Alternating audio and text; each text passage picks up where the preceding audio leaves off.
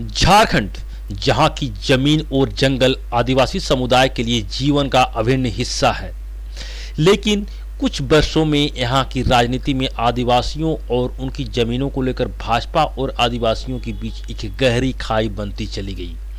यह खाई तब और गहरी हो गई जब राज्य के तत्कालीन मुख्यमंत्री रघुवर दास की सरकार ने आदिवासी मुद्दों पर फैसले लिए, जो कई आदिवासी समुदायों के लिए आदिवासी विरोधी माने गए।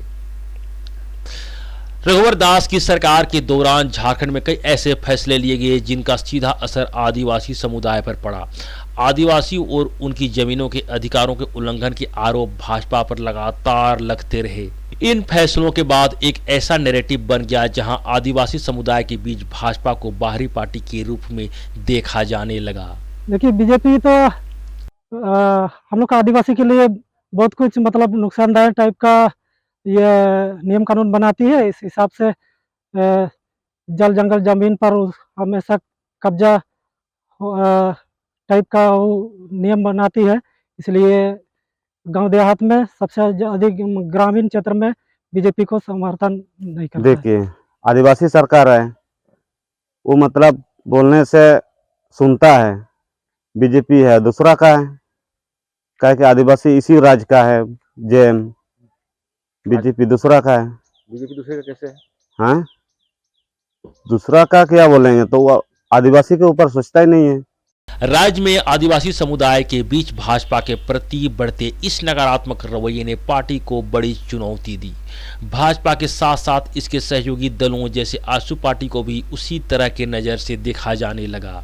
आदिवासी समुदाय की नाराजगी को देखते हुए झारखंड में भाजपा और उसकी सहयोगी आजसू पार्टी के साथ साथ इंडिया गठबंधन के खिलाफ भी एक नया जनप्रतिनिधित्व खड़ा हो गया।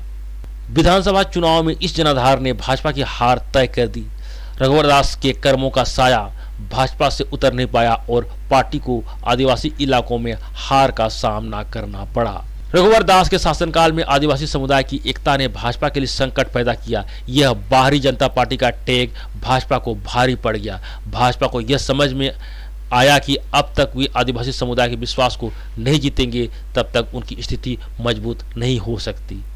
झारखंड के आदिवासी समुदाय ने अपनी सामूहिक ताकत से एक बार फिर साबित कर दिया कि राजनीतिक शक्ति सिर्फ चुनावों में नहीं बल्कि समाज के भीतर से उत्पन्न होती है। यह आदिवासी और मूलवासी विरोधी कार्यों का परिणाम था जो भाजपा को इस चुनाव में महंगा पड़ा। आखिरकार झारखंड में आदिवासी समुदाय की एकजुटता ने सत्ता के समीकरण को बदल दिया और भाजपा को यह स्पष्ट संदेश दिया कि आदिवासियों और मूलवासियों के अधिकारों को नजरअंदाज करना उन्हें महंगा पड़ सकता है। इसी के साथ इस रिपोर्ट को हम समाप्त करते हुए हम आपको इस संघर्ष के परिणामों पर विचार करने की चुनौती देते हैं। क्या भाजपा इस हार से कुछ सीख पाएगी? क्या आदिवासी समुदाय की आवाज़ अब सही मायनों में सुनी जाएगी?